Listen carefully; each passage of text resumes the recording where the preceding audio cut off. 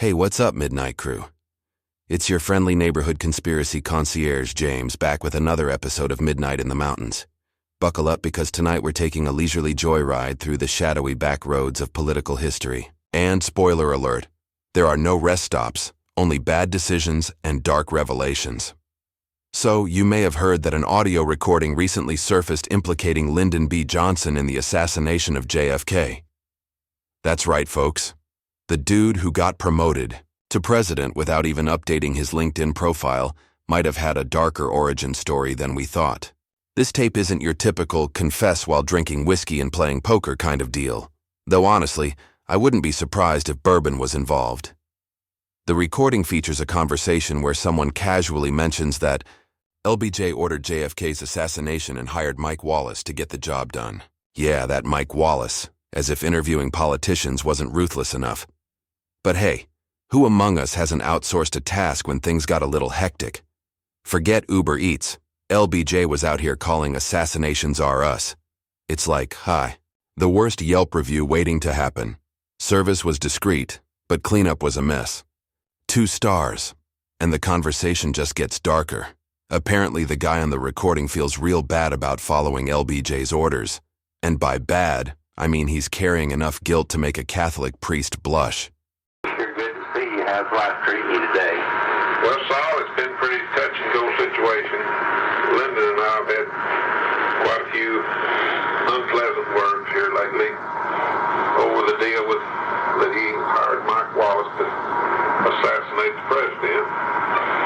It's been hectic in every way, but we've lived through it this far, and I guess we'll continue to do so. Lyndon should have never issued that order to Mike, but we've had our differences, and I'm a true blue to Lyndon, as I've always been, and tried to carry out every order that he's ever given me.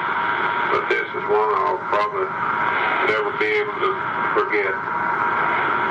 And the times that we've had in Texas, and the embarrassment that Lyndon had gotten from Kennedy, I guess there wasn't anything else to do but what he did. Well, you know, Lyndon could have really hit me if he would. Well, Lyndon's the kind of person that doesn't want to help anyone. He's all for Lyndon, and that's the way he's pretty much always been. Well, they had me backed up on that Henry Marshall killing, and they just kind of blackmailed me to keep my mouth shut. And if I hadn't had a bunch of tapes that I'd played after he got killed, because, 17 got killed in this situation very mysteriously.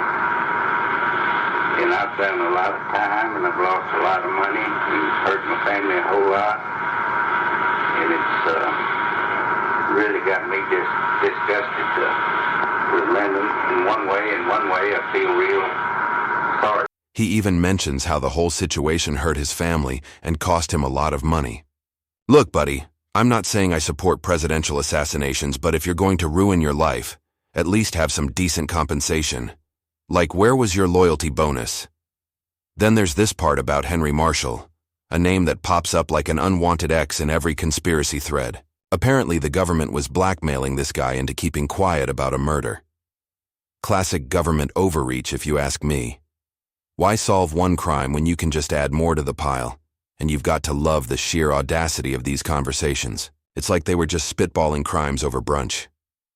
Yeah, assassinate the president, blackmail some folks, and hey, can we fit insider trading in before dessert? But here's the thing, folks. Whether you believe LBJ was behind the hit, or just caught up in the chaos, one thing's for sure. Power makes people do weird, wild, and downright messed up stuff. And if that doesn't give you a healthy dose of existential dread, I don't know what will. So tonight, when you're lying in bed staring at the ceiling, just remember, if a vice president can allegedly greenlight a presidential hit and still retire with a decent pension, then you can probably survive your next Zoom meeting. Thanks for tuning in to this dark, twisted ride through history. Don't forget to like, share, and follow to Midnight in the Mountains, where we dig up the dirt they wish we'd forget, and we do it with style. Stay weird, stay skeptical, and as always, stay up past midnight.